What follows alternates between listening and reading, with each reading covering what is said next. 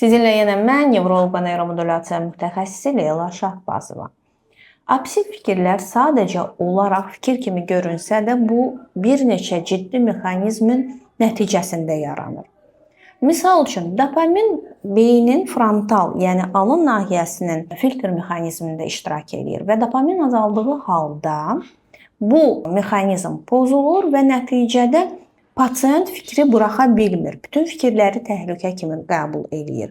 Bu daha çox Parkinson, distoniya və tik problemindən əziyyət çəkən insanlarda rastlanır.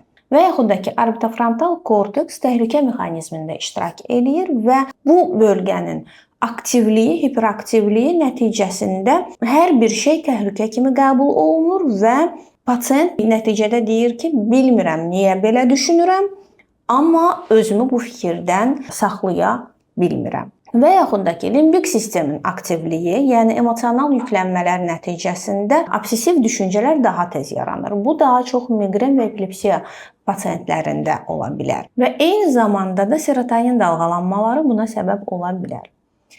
Yəni, obsessiv düşüncələr bu sadəcə olaraq zehni yorğunluğu deyil, beyində gedən kimyəvi və elektrik mexanizmlərin pozulması nəticəsində ortaya çıxır.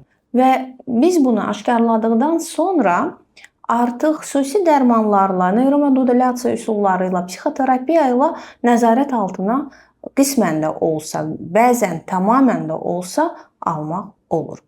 Mövzu ilə bağlı suallarınızı şərhlər bölməsində verə bilərsiniz və daha çox informasiya əldə etmək istəyirsinizsə, o zaman kanalıma abunə olun.